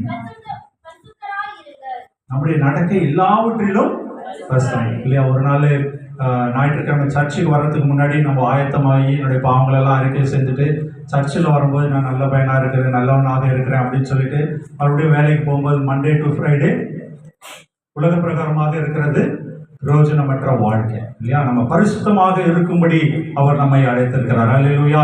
பரிசுத்த வாழ்க்கை வாழும்படியாக கர்த்தர் நம்மை அழைக்கிறார். அடுத்தபடியாக நீங்கள் இரக்கமாய் இருக்கும்படி அவர் நம்மை அழைத்திருக்கிறார். லூக்கா 6:36 வாசிப்போம். லூக்கா 6:36. இன்னொருத்தங்க மத்தேயு 5:7 எடுத்து வச்சுங்க. லூக்கா 6:36. ஆகையால் உங்கள் பிதா இரக்கமுள்ளவராய் இருக்கிறது போல பிதா இரக்கமுள்ளவராய் இருக்கிற போல அல்லேலூயா உள்ளவர்களாய் இருங்கள். நீங்களும் இரக்கமுள்ளவராய் இருங்கள். இரக்க குணம் நமக்கு காணப்பட வேண்டும். இதான் நம்ம மேல இரக்கம் உள்ளவராய் இருந்தபடினாலதான் நம்ம எப்படியாக பாவிகளாய் இருக்கும்போது அவர் என்ன பண்ணாராம், ஒரே பேரான குமாரனை இந்த உலகத்திற்கு அனுப்பி அவர் ஒரு விடுதலையை பெற்றுக் கொடுத்தார் என்று சொல்லி பார்க்கிறோம். நம்ம இறங்க வேண்டும். இரக்க குணம் நம்ம இடத்துல காணப்பட வேண்டும். நாம் ஒரு நன்மையை பெற்றுக்கொண்டோம், ஆனா மற்றவங்களுக்கு நான் நன்மை செய்ய மாட்டேன் அப்படின்னு சொன்னா அது ஒரு பிரயோஜனமற்ற காரியமாக இருக்கும். இல்லையா? மத்தேயு 5:7 பாருங்க. இரக்கம் உள்ளவர்கள் பாக்கியவான்கள். நம்ம இரக்கம் செஞ்சாதான் நமக்கும் இரக்கம் கிடைக்கும். இல்லையா? நம்ம முழங்கால் போட்டுட்டு கத்தாவே எனக்கு இறங்குங்க, கத்தாவே இறங்கி என் குடும்பத்துக்கு இறங்குங்க அப்படின்னு சொல்லி மணிக்கணக்காக ஜெபிக்கிறதுல நான் சொல்லலை, பிரயோஜனம் இல்லைன்னு அவங்க சொல்றாங்க. சரியா? அப்போ நாம இரக்கம் செய்யணும். நம்ம ஒருத்தருக்கு இரக்கம் செய்யும் போதுதான் நமக்கு இரக்கம் கிடைக்கும். ஹல்லேலூயா. முதலாவதாக நம்ம பரிசுத்தத்திலே வளர வேண்டும். அடுத்தபடியாக இரக்கம் செய்கிறவர்களாக நம்ம காணப்பட வேண்டும் என்று சொல்லி நம்ம பார்ப்போம். மூன்றாவதாக ஒரு முக்கியமான ஒரு காரியம், இல்லையா? நாம எப்படி இருக்கணுமா? அன்புள்ளவர்களாக காணப்பட வேண்டும். ஹல்லேலூயா. அன்பு இல்லை அப்படின்னு சொன்னா நம்ம இந்த உலகத்திலே ஒன்றையும் நாம் சாதிக்க முடியாது. யோவான் 13:34-35. யோவான் 13ஆம் அதிகாரம் 34-35. நீங்கள் ஒருவர் ஒருவர் அன்பாயிருங்கள். நான் உங்களில் அன்பாயிருக்கிறது போல. ஆமா. கர்த்தர் நமக்கு ஒரு புதிய ஒரு கட்டளை அவர் கொடுத்திருக்கிறார். அல்லேலூயா. அவர் நம்மள அன்பா இருக்கிறனால அவர் என்ன சொல்றாராம், நாமும் ஒருவருக்கு ஒருவர் அன்பா இருக்கிறோம். அவர்கிட்ட இருந்து ஆசீர்வாதம்லாம் நம்மளுக்கு வேணும், அவர் கொடுக்குற எல்லா பெனிஃபிட்டும் வேணும். ஆனா நான் அவர் சொல்ற காரியத்தை செய்ய மாட்டேன் அப்படின்னு சொன்னா அதுல ஒரு பிரயோஜனம் இல்லை. இந்த நேரத்துல அன்பாய் இருக்கும்படியாக கர்த்தர் நம்மை ஏவுகிறார். 1 யோவான் 4ஆம் அதிகாரத்தை இருக்கும். 1 யோவான் 4ஆம் அதிகாரம் 7, 8, 9. அந்த அதிகாரத்துக்குள்ள நிறைய பார்த்தீங்கன்னா யோவான்ல 1 யோவான்லாம் அன்பு குறித்து நிறைய காரியங்களை பார்க்க முடியும். 1 யோவான் 4. ஒருவரில் ஒருவர் அன்பாய் இருக்க கடவோம். ஏனெனில் அன்பு தேவனால் உண்டாயிருக்கிறது. அன்புள்ள எவனும் தேவனால் பிறந்து அவரை அறிந்திருக்கிறான். அன்பில்லாதவன் தேவனை அறியான். தேவன் அன்பாகவே இருக்கிறார். ஆமென். அன்பு இல்லாதவன் தேவனை அறியான். சொல்லுங்க, எல்லாம் சத்தமா சொல்லுங்க. அன்பில்லாதவன். அப்ப நம்ம ஒருத்தருக்கு ஒருத்தர் அன்பு செலுத்தாதபடி நம்ம ஜெபித்தோம், நம்ம கர்த்தர்கிட்ட ஏதோ ஒரு காரியத்தை காத்து கொண்டு இருந்தோம் அப்படின்னோம்னா நம்ம உண்மையிலே ஜெபிக்கிறது தேவனை அறியாத ஒரு ஜெபம். அல்லேலூயா. எல்லாருக்கும் விளங்கம் புரியும்னு நினைக்கிறேன். இல்லையா? அன்பு நமக்கு ஒரு முக்கியம். அவர் கர்த்தர் நம்ம மேல அன்பு வைக்கல அப்படின்னு சொன்னா இயேசு கிறிஸ்து இந்த உலகத்திற்கு அனுப்பி வைத்தார். இல்லையா? நம்ம பாவிகளாக இருந்தோம், மீறுதல் பண்ணிட்டு இருந்தோம், அக்கிரமம் பண்ணிட்டு இருந்தோம். எந்த ஒரு நிலையில இருந்தோமோ அப்படியே அவர் நம்மை ஏற்றுக்கொண்டார். இல்லையா? அவங்க அப்படி செஞ்சுட்டாங்க, அவங்க எனக்கு முதல்ல கெடுதல் செஞ்சுட்டாங்க, அவங்க தான் பிரச்சனையை கொண்டு வந்தாங்க, அதனால நான் அன்பு செலுத்த மாட்டேன் அப்படின்னு சொல்லி நம்ம காரியங்களை நாம் சொல்லுகிறவர்களாக இல்லாதபடி அன்பு செலுத்துகிறவர்களாக நம்ம காணப்படுகிறவர்களாக இருக்கலாம். நம்முடைய ஒரே பேரான குமாரன் நாம் பிழைத்திருக்கும்படி தேவன் அவரை உலகத்திலே அனுப்பினதுனாலே தேவன் நம்ம வைத்த அன்பை வெளிப்பட்டது அப்படின்னு சொல்லி பார்த்தோம். அப்ப நாம் அன்பை பிரதிபலிக்கிறவர்களாக காணப்படும். குடும்பத்துல நம்மோடு இருக்கிறவங்க நம்மை சார்ந்து இருக்கிறவங்க வேலை செய்கிற இடங்களில் அன்பை பிரதிபலிக்க வேண்டும். அந்த கல்வாரி சிலுவையில இயேசு கிறிஸ்து இந்த கல்வாரி சிலுவையில் அறையப்பட்டதனுடைய நோக்கமே அவர் அன்பை வெளிப்படுத்துவதற்காக இல்லையா? அந்த அன்பை அவர் வெளிப்படுத்தினது போல நாமும் அன்பை வெளிப்படுத்த வேண்டும் இல்லையா? நமக்கு எப்படியாக ஒரு பனிஷ்மெண்ட்டோ, நம்ம சிலுவையில் அடிச்சோ, இல்லை ஒரு பணம் கட்டியோ நம்ம அன்பை வெளிப்படுத்த சொல்லுவோம். நமக்காக அவர் எல்லாவற்றையும் செய்து முடித்து விட்டார். அடுத்தபடியாக முதலாவதாக பரிசுத்தமாக இருக்க வேண்டும், இரக்கமாக இருக்க வேண்டும், அன்பாய் இருக்க வேண்டும். முக்கியமாக அடுத்தபடியாக மன்னிக்க வேண்டும். நீங்களும் மன்னியுங்கள் என்று சொல்லி வேதாகமத்தில் பார்க்கிறோம். எபேசியர் 4:32. எபேசியர் 4:32 மன்னிக்கும்படியாக கர்த்தர் நம்முடைய ஒருவருக்கொருவர் தயவும் மன உருக்கமாயிருந்து கிறிஸ்துவுக்கு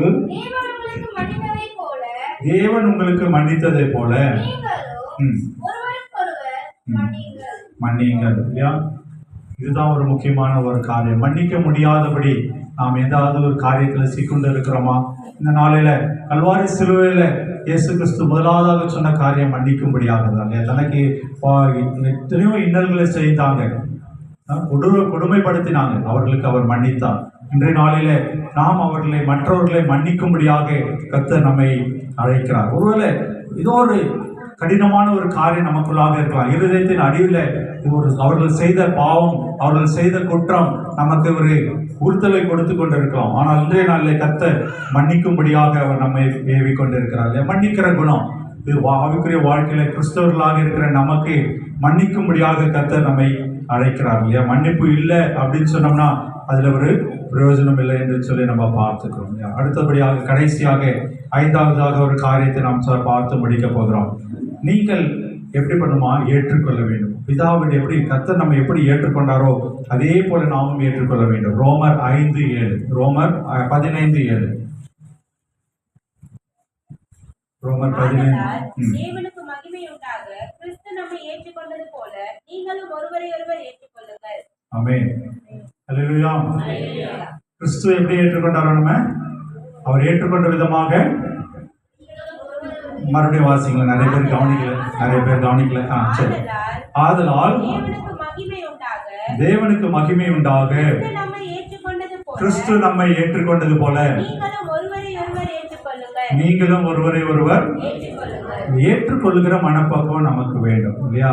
ஒருவேளை குடும்பத்துக்குள்ள கணவன் மனைவி பிள்ளைகள் பெற்றோர் இந்த உறவுகளில் ஒருவேளை சிறு சிறு கஷ்டங்கள் பிரச்சனைகள் போராட்டங்கள் வரும்.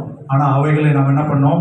அனுசரித்து இயேசு கிறிஸ்து எப்படி நம்ம ஏற்றுக்கொண்டாரோ அதே போல நாம் அவர்களை ஏற்றுக்கொள்கிறவர்களாக காணப்பட வேண்டும் இல்லையா?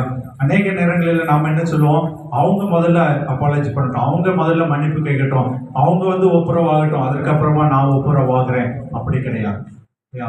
கர்த்தர் சிலுவையில் எல்லாரையும் மன்னித்தது போல நாமும் மற்றவர்களை மன்னிக்க வேண்டும். மற்றவர்களை கர்த்தர் கிறிஸ்து இயேசு எப்படி நம்மை ஏற்றுக்கொண்டாரோ அதே போல நாமும் மற்றவர்களை ஏற்றுக்கொள்கிற அனுபவம் நமக்குள்ளே காணப்பட வேண்டும் என்று சொல்லி நம்ம இந்த நாளில் பார்க்கிறோம் இல்லையா?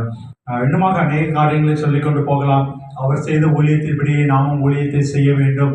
அவர் எப்படியாக பகிர்ந்தளிக்கிற குணத்தை நமக்கு சொல்லிக் கொடுத்தாரோ அதே போல மற்றவர்களுக்கு பகிர்ந்தளிக்கிற குணம் நம்மிடத்தில் காணப்பட வேண்டும். எப்படியாக இருக்கிறவைகளில் இல்லையா 2 இருந்தால் ஒன்றை கொடுக்கும்படியாக பகிர்ந்தளிக்கிறது, இப்படியாக அநேக காரியங்களை கர்த்தர் நாளிலே செய்து காட்டி சென்றிருக்கிறார். ஆவிக்குரிய வாழ்க்கையில் ஒரு முக்கியமான ஒரு காரியம் நல்லா கவனிங்க. இயேசு கிறிஸ்து வேதாகமத்தில் நமக்கு செய்ய சொல்லி இருக்கிற காரியம் எல்லாவற்றையும் அவர் பிராக்டிஸ் பண்ணது, அவர் செய்து காட்டி இருக்கிறார். எதையுமே அவர் செய்யாததை நம்ம செய்ய சொல்லல இல்லையா? அதனால அவர் நமக்கு உதவி செய்வார். பரிசுத்த ஆவியானவர் நமக்கு உதவி செய்வார். பரிசுத்த ஆவியாகிய தேற்றவாளர் நமக்கு உதவி செய்வார். அல்லேலூயா. நாளை நம்ம ஜெபிப்போமா? ஒரு நிமிஷம் முடிந்தவங்க எழுந்து நிற்போம். எழுந்து நின்று நம்ம ஜெபித்து முடிக்க இருக்கிறோம். கர்த்தர் என்ற நாளில கேட்ட வார்த்தையின்படி இல்லையா நம் ஒவ்வொருவரோடும் அவர் இடைபெற்றுக் கொண்டிருக்கிறார். நம்முடைய வாழ்க்கையில கர்த்தர் உதவி செய்ய அவர் வல்லவராய் இருக்கிறார். அவரால் ஆகாத காரியம் ஒன்றும் இல்லை. அவர் நமக்கு எல்லாவற்றையும் செய்து முடித்து விட்டார். இதனால ஒரு பாடலை நம்ம பாடும், இரத்த கோட்டைக்குள்ளே நான் நுழைந்து விட்டேன், நீ எதுவும் அணுகாது என்ற பாடல் பாடுவோமா? இரத்த கோட்டைக்குள்ளே நான் நுழைந்து விட்டேன்,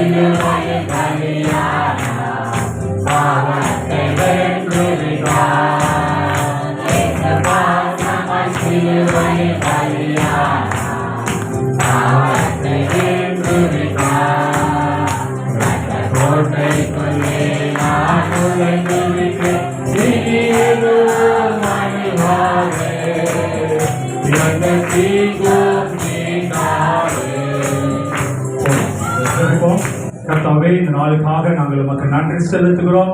தகப்பனே, நீர் கல்வாரி சிலுவையிலே சிந்தின ரத்த கோட்டைக்குள்ள நாங்கள் நுழைந்திருக்கிறோம். தகப்பனே அப்பா, இந்த சபை முழுவதும் தகப்பனே நாங்கள் உம ரத்த கோட்டைக்குள்ள நாங்கள் நுழைந்திருக்கிறோம். நீர் எங்களுக்கு பாதுகாப்பை கொடுங்க, நீர் எங்களுக்கு பாதுகாப்பை கொடுங்க. தங்களுடைய ஆவிக்குரிய வாழ்க்கையில எங்களுடைய வாழ்க்கையில நீர் ஒரு மாற்றத்தை நீர் உண்டு பண்ண வேண்டுமாறு ஜெபிக்கிறோம். எங்கள் ஜெப ஜீவியத்தில் ஒரு மாற்றத்தை உண்டு பண்ண வேண்டுமாறு ஜெபிக்கிறோம். கர்த்தாவே, சொல்லும் அடியேன் கேட்கிறேன் என்ற தகப்பனே அப்பா, இந்த ஒரு சிறு ஜெபத்தை எங்களுடைய வாழ்நாளிலே நாங்கள் செய்ய தகப்பனே நீர் உதவி செய்யுங்க.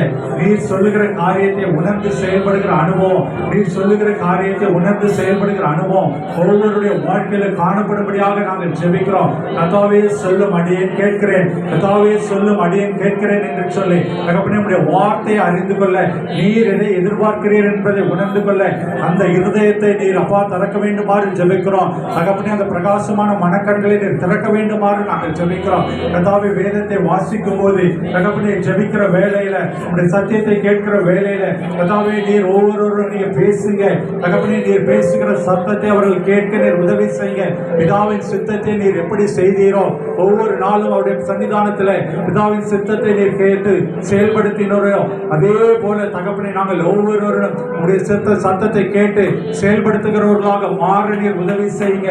தகப்பனே, உடைய வாழ்க்கையில அப்பா இல்லை என்று சொன்னாலும் தகப்பனே அப்பா நாங்கள் உமக்கென்று கீழ்ப்படுகிறவர்களாக, உமக்கென்று நாங்கள் அப்பா செயல்படுகிறவர்களாக நாங்கள் காணப்பட நீர் உதவி செய்ய வேண்டுமாறு ஜெபிக்கிறோம். ஒரு விஷயம் கூட எங்களை தாழ்த்தி ஒப்புக்கெடுக்கிறோம், எங்களை தாழ்த்தி ஒப்புக்கெடுக்கிறோம். தகப்பனே, இப்படி சத்தத்தை கேட்கக்கூடாதபடி தகப்பனே எங்களுடைய பரிசுத்த வாழ்க்கைக்கு புறம்பாக அப்பா எங்களுடைய பரிசுத்த வாழ்க்கைக்கு குறைச்சல் உண்டாகும்படியான அப்பா உங்களுக்கு பிடித்தமில்லாத காரியங்கள், ஒருவேளை பாவமான காரியங்கள், அந்த கரத்துல தகப்பனே செய்யப்பட்டிருக்கிற காரியங்கள், எங்க இருதயத்தில் காணப்படுகிற திருக்குள்ள குணங்கள் கர்த்தாவே எங்களை தாழ்த்தி கரத்தில் ஒப்புக்கொடுக்கிறோம். இயேசு கிறிஸ்துவின் நாமத்தினால கொல்லாத பிசாசின் கிரியைகள், பாவத்தை உண்டு பண்ணுகிற கிரியைகள் இந்த நாளில் விலகி போகும்படியாக நாங்கள் ஜெபிக்கிறோம். ஒரு சுத்த இருதயத்தை அப்பா எங்களை சிருஷ்டிங்க, சுத்த இருதயத்தை எங்களை சிருஷ்டிங்க. அப்பா உமக்கு ஏற்ற இருதயத்தை சிருஷ்டிக்கும்படியாக நாங்கள் ஜெபிக்கிறோம். கர்த்தர் அப்படி செய்கிறபடினால உமக்கு நன்றி. எல்லா பாவங்களை மறைந்து போகிறபடினால கல்வாரி ரத்தத்திலே அந்த கழுவி போடுகிறபடினால உமக்கு நன்றி. அப்பா அந்த நேரத்தில் தகப்பனே அந்த காரியங்களை தகப்பனே எங்களுக்குள்ளாக இருக்கிற தகப்பனே அப்பா எந்த ஒரு காரியமாக இருந்தாலும் உமக்கு பிடித்தமில்லாத காரியங்கள், உமக்கும் எங்களுக்கு இடையே சோர் போல இருக்கிற காரியங்கள், சோர் போல இருக்கிற காரியங்கள் எரிகோ கோட்டை போல முறிந்து விடும்படியாக நாங்கள் ஜெபிக்கிறோம். கர்த்தர் இன்றைய நாளில் ஒரு அற்புதத்தை செய்ய உமக்கும் எங்களுக்கு இடையில எந்த ஒரு தடையும் காணப்படக்கூடாது, ஆசீர்வாதத்தை பெற்றுக் கொள்ளக்கூடாதபடி சத்துவான வைத்திருக்கிற எல்லா தடைகளும் இயேசு கிறிஸ்துவின் நாமத்தில் முறிந்து போகும்படியாக நாங்கள் ஜெபிக்கிறோம். இயேசு கிறிஸ்துவின் நாமத்தில் முறிந்து போகும்படியாக ஜெபிக்கிறோம். ஆசீர்வாதத்துக்கு எதிராக இருக்கிற தடைகள், ஆசீர்வாதத்துக்கு எதிராக இருக்கிற தடைகள், அப்பா பொருளாதாரத்துக்கு எதிராக இருக்கிற தடைகள், பொருளாதாரத்துக்கு எதிராக இருக்கிற தடைகள், அப்பா குடும்ப ஆசீர்வாதத்துக்கு எதிராக, கர்ப்பத்தின் கனிக்கு எதிராக இருக்கிற தகப்பனே அப்பா குழந்தை செல்வத்துக்கு எதிராக இருக்கிற தடைகள் இயேசு கிறிஸ்துவின் நாமத்தினாலே அகன்று போகும்படியாக ஜெபிக்கிறோம். சத்துருவோட காரியங்கள் முறிந்து போகும்படியாக ஜெபிக்கிறோம். தகப்பனே, இந்த நாள் ரத்த கோட்டைக்குள்ள வந்திருக்கிற ஒவ்வொருவரையும் கர்த்தர் நீர் எடுத்து பயன்படுத்த வேண்டுமாறு ஜெபிக்கிறோம். போராடாத காரியம் ஒன்றுமில்லை. இயேசு கிறிஸ்துவின் ரத்தம் சகல பாவங்களை நீக்கி ஒரு சுத்திகரிப்பை உண்டு வருகிறார். ஹalleluya. Thank you Jesus. Thank you Holy Spirit. Hallelujah. உமக்கு நன்றி நன்றி நன்றி செலுத்துகிறோம். கர்த்தர் ஒரு அற்புதத்தை செய்யுங்க. கர்த்தர் ஒரு அற்புதத்தை செய்யுங்க. இந்த நாளில் ஒரு அற்புதம், இந்த நாளில் ஒரு அற்புதம், வல்லமையான கர்த்தர் இயேசு கிறிஸ்து, இயேசு கிறிஸ்துவின் நாமத்தினாலே ஒரு அற்புதம் உண்டாகிறபடினாலே கர்த்தாவே உமக்கு நன்றி செலுத்துகிறோம். எல்லா தடைகளும் தொடர்ந்து போகிறபடினால தடைகளை தகர்த்து போடுகிற தேவன், தடைகளை தகர்த்து போடுகிற தேவன், எரிகோ கோட்டையை முடிய ஒழிக்க செய்த தேவன். ஹalleluya ஹalleluya. ஒவ்வொருடைய தனிப்பட்ட வாழ்க்கையில இருக்கிறதானே தடைகள் இயேசு கிறிஸ்துவின் நாமத்தினால் விலகும்படியாக நாங்கள் ஜெபிக்கிறோம். குடும்பத்திலே சமாதானத்தை தடைபடுகிற சத்துடைய கிரைகள் முறியடிக்கப்படுகிறபடினாலே நாங்கள் ஜெபிக்கிறோம். கணவன் மனைவியில் இருக்கிற உறவுகளில் இருக்கிற பிரச்சனைகள் இயேசு கிறிஸ்துவின் நாமத்தை முறியடிக்க விடுதலையாக நாங்கள் ஜெபிக்கிறோம். கர்த்தர் அதை விசைக்கிறபடினாலே உமக்கு நன்றி. யாரெல்லாம் உண்மையாக அர்ப்பணித்திருக்கிறாங்களோ, யாரெல்லாம் உண்மையாக வாங்கியிருக்கிறாங்களோ அவளுக்கு ஒரு அற்புதத்தை செய்யுங்க. ஹalleluya ஹalleluya. நன்றி நன்றி நன்றி. சரீரத்தை பலவீனத்தோடு இருக்கிறவங்க, சரீரத்தை பலவீனத்தோடு இந்த வியாதி நீங்களே, இந்த கஷ்டம் நீங்களே, இந்த வலி நீங்களே, மற்றொரு யோசனை பண்ணிட்டு இருக்கிறவங்க கர்த்தர் ஒரு அற்புதத்தை செய்யுங்க. ஓ thank you Jesus, thank you Holy Spirit. ஹalleluya ஹalleluya. நன்றி நன்றி நன்றி தகப்பனே. ஒரு விடுதலை விடுதலை, சரீரத்தில் ஒரு விடுதலை, சரீரத்தில் ஒரு விடுதலை. ஓ thank you Jesus. பெற்றுக்கொள்ளுங்க இயேசுவின் நாமத்தினால, இயேசுவின் நாமத்தில் ஒரு விடுதலை கர்த்தர் கொடுக்கிறார். சரீரத்தை விடுதலை. யாரெல்லாம் ஒப்பு கொடுத்திருக்கிறோமோ அவர் சத்தத்தை கேட்போம் என்று சொல்லி ஒப்பு கொடுத்திருக்கிறோமோ, அவர் சத்தத்துக்கு கீழ்ப்படிவோம் என்று ஒப்பு கொடுத்திருக்கிறோமோ, இந்த நாளை சரீரத்தில் ஒரு விடுதலை கொடுக்கிறார். இயேசு கிறிஸ்து தருகிற விடுதலை, ஹalleluya, இலவசமான விடுதலை நாம் பெற்றுக்கொள்கிறோம். Thank you Jesus, thank you Jesus, thank you Jesus. ஹalleluya ஹalleluya. நன்றி நன்றி நன்றி தகப்பனே. ஆவிக்குரிய வாழ்க்கையில வளர வேண்டும் என்று சொல்லி வாஞ்சிக்கிறோங்க. ஆவிக்குரிய வாழ்க்கையில இன்னும் ஒரு அடுத்த படிக்கு நான் சொல்ல வேண்டும். ஆவிக்குரிய வாழ்க்கையில கர்த்தருக்கு என்று நான் ஏதாவது ஒரு காரியத்தை நடப்பிக்க வேண்டும். ஹalleluya. Thank you Jesus, thank you Holy Spirit. எல்லாம் வாஞ்சிக்கிறாங்களோ கர்த்தர் இன்று நாள் ஒரு அபிஷேகத்தால நிரப்புகிறார். புது அபிஷேகம், வரங்களை பெற்றுக்கொள்ளும்படியான அபிஷேகம். ஒரு கர்த்தர் அற்புதத்தை செய்கிறார். வல்லமை உள்ள தேவன். ஹalleluya ஹalleluya. அற்புதங்களை பெற்றுக்கொள்ளுங்க, வரங்களை பெற்றுக்கொள்ளுங்க. அதிகார ஒழுங்கு பிரகாசிக்கப்படியாக, அவர்களுக்கு ஒளியை செய்யப்படியாக, ஆவிக்குரிய காரியங்களை பெற்றுக்கொள்ளும்படியாக கர்த்தர் அற்புதங்களை செய்கிறார். ஹalleluya ஹalleluya ஹalleluya. Thank you Jesus, thank you Holy Spirit. நன்றி நன்றி நன்றி தகப்பனே. அபாத்தியால் வல்லமையான வரங்களால் நிரப்புகிறதினால உமக்கு நன்றி. Thank you Lord, thank you Jesus. அப்பா உமக்கு நன்றி நன்றி நன்றி நன்றி செலுத்துகிறோம். தகப்பனே நீர் எங்களோடு இருந்தீங்க, அதற்காக உமக்கு நன்றி. ஹalleluya. நன்றி நன்றி. பிதாவின் சித்தத்தை கீழ்ப்படிந்து இந்த உலகத்தில் நீ காரியங்களை செய்து முடித்தீர். ஹalleluya. தகப்பனே இன்றைய நாளிலிருந்து நாங்கள் உம்முடைய சித்தத்தை கேட்டு அறிகிறவர்களாக கர்த்தாவே சொல்லும் அடியேன் கேட்கிறேன் என்று தகப்பனே எங்களை தாழ்த்தி உடைய கரத்தில் ஒப்பு கொடுக்கிறோம். யாரெல்லாம் அர்ப்பணித்திருக்கிறாங்களோ, யாரெல்லாம் வாஞ்சியோடு வந்திருக்கிறாங்களோ கர்த்தர் நீர் அப்பா ஒரு ஆசீர்வாதத்தை கொடுத்திருக்கிறேன் நாங்கள் விசுவாசிக்கிறோம். கர்த்தர் நீர் பெருக செய்யுங்க அப்பா. இந்த சபைக்காக நாங்கள் நன்றி செலுத்துகிறோம். தகப்பனே பாஸ்டருக்காக, பாஸ்டருக்காக, குடும்பத்துக்காக நன்றி செலுத்துகிறோம். இன்னுமாக வல்லமையாய் பிரகாசிக்க, எழுந்து பிரகாசிக்க கிருபை செய்யுங்க தகப்பனே. நீர் அப்படி செய்ய வேண்டுமா நாங்கள் ஜெபிக்கிறோம். விஷகோமாக்காக, செல்லமாக்காக நாங்கள் நன்றி செலுத்துகிறோம். விஷபையாக்காக நன்றி செலுத்துகிறோம். தகப்பனே அவருடைய ஊழியத்தை ஆசீர்வதிங்க. அநேக இடங்களுக்கு தகப்பனே சத்தியத்தை எடுத்து சொல்றாங்க. தகப்பனே நீர் பாதுகாவலை கொடுங்க, ஆரோக்கியத்தை கொடுங்க. எடுத்து இன்னுமாக அநேகருக்கு ஆசீர்வாதமாக பயன்படுத்த வேண்டுமா ஜெபிக்கிறோம். வந்திருக்கிற ஒவ்வொருவரையும் கருத்துல ஒப்பு கொடுத்து சொல்லிருக்கிறோம் தகப்பனே. ஒவ்வொருவரையும் எடுத்து பயன்படுத்துங்க, ஒவ்வொருவரையும் எடுத்து பயன்படுத்துங்க. மாற முடியாத காரியம் ஒன்றுமில்லை தகப்பனே. அதை தாழ்த்தி ஒப்பு இருக்கிறோம். இயேசு கிறிஸ்துவில் ஜெபிக்கிறோம் நல்ல பிதாவே. ஆமென் ஆமென். எல்லா கரங்களை தட்டி ஆண்டவருடைய நாமத்தை நம்மளோடு பேசியிருக்கிறார். நம்மளை உருவாக்கி ஆண்டவருக்கு பயன்படுகிற பாத்திரமாக நம்மை நிறுத்துவார். அல்லேலூயா. 2 நாள் கூட்டத்தில் நம் தேவனை கொண்டு வந்து எல்லா பகுதியும் கர்த்தர் நமக்கு ஆசீர்வாதமாக்கி தந்ததுக்காக, தொடர்ந்து தேவன் நம்மை நடத்த போகிறதுக்காக, தொடர்ந்து நாளை கூட்டங்களை கர்த்தர் ஆசீர்வதிக்க போகிறதுக்காக, காலை 6 மணிலிருந்து 9 மணி இருக்கிற உயிர்த்தெழுந்த ஆராதனையை கர்த்தர் நமக்கு ஆசீர்வாதமாக்கி தர போவதற்காக எல்லா கரங்களை உயர்த்தி ஆண்டவரை ஸ்தோத்திரம் பண்ணுவோம். ஸ்தோத்திரம் ஸ்தோத்திரம் ஸ்தோத்திரம் ஸ்தோத்திரம். எல்லா ஸ்தோத்திரம். எல்லா கரங்களை தட்டி ஆண்டவர் அற்புதங்களை செய்கிறார், அதிசயங்களை செய்கிறார். ஆண்டவர் நன்றியான காரியங்களை செய்கிறார். ஆண்டவர் கிருபையாய் நம்மை நடத்தப் போகிறார். கர்த்தர் நம்மோடு கூட பேசியிருக்கிறார். இந்த பேச்சின வார்த்தையை நமக்குள்ளாக தேவன் கிரியை செய்து நம்மளை உருவாக்கி கர்த்தர் நம்மளை ஒவ்வொருவரையும் பயன்படுத்த போகிறார். உங்களை ஒவ்வொருவரையும் தேவன் பயன்படுத்ததான் இந்த மாணவர்களை ஆண்டவர் பேசியிருக்கிறார். பேசி தேவனுடைய வார்த்தையை கொடுத்த அருமையான மங்கள்ராஜ் ஐயாவையும் அவருடைய மனைவியையும் அருமையான அவருடைய 2 பிள்ளைகளையும் கர்த்தர் பாதுகாக்கும்படி, கர்த்தர் ஆசீர்வதிக்கும்படி, இன்னும் வல்லமையாய் பல இடங்களிலே கர்த்தர் பயன்படுத்தும்படியாக எல்லாரும் ஸ்தோத்திரம் பண்ணி அவர்களுக்கு நேராக கரங்களை உயர்த்தி அவர்களுக்காக ஒரு எல்லா ஸ்தோத்திரம் பண்ணி ஜெபம் பண்ண பார்க்கலாம். அவர்கள் மூலமாக தேவன் அநேக காரியங்களை ஆண்டவர் செய்கிறார். இன்னும் அநேக காரியங்களை இந்த குடும்பமாய் சேர்ந்து ஆண்டவருடைய பணியை செய்ய, ஆண்டவருடைய ராஜ்யத்தை கட்ட, ஆண்டவருடைய சித்தத்தை நிறைவேற்ற, ஆண்டவருடைய ஆலயத்துக்கு உதவிகரமாக மகிமையாக இருக்க, கர்த்தருடைய மகிமை அவர்களை சூழ்ந்து கொள்ள, அவர்கள் போக்கிலும் வருகிலும் அவர்கள் செய்கிற அனைத்து காரியங்களும் ஆண்டவருடைய கரம் இருக்கும்படியாக எல்லா சோதரித்து அப்படியே ஜெபம் பண்ணுங்க. ஆசீர்வதித்து ஜெபம் பண்ணுங்க. பார்க்கலாம். கர்த்தாவே உமக்கு ஸ்தோத்திரம், ஸ்தோத்திரம், ஸ்தோத்திரம், ஸ்தோத்திரம், ஸ்தோத்திரம், ஸ்தோத்திரம், ஸ்தோத்திரம், ஸ்தோத்திரம், ஸ்தோத்திரம், ஸ்தோத்திரம். அருமையான ஐயா குடும்பத்துக்காக தாமோதரன் ஐயா அவர்கள் ஒரு சிறிய ஜெபத்தை செய்வார்கள். ஜெபிப்போம். கர்த்தாவே ஸ்தோத்திரம், நன்றி செலுத்துகிறோம். உம்மை நோக்கி பார்த்த முகமெல்லாம் பிரகாசம் அடைந்தது. இந்த நாளிலே வார்த்தையை கேட்ட ஒவ்வொரு பிள்ளைகளுடைய முகத்திலே பிரகாசிக்க செய்ய பெரிய கிருபைகளை நீ மறந்து தருபடியா நாங்கள் ஜெபிக்கிறோம். வார்த்தை கொண்டு வந்த தாசனுக்காக ஜெபிக்கிறோம். அவருடைய ஊழியர்களுக்காக நாங்கள் ஜெபிக்கிறோம்.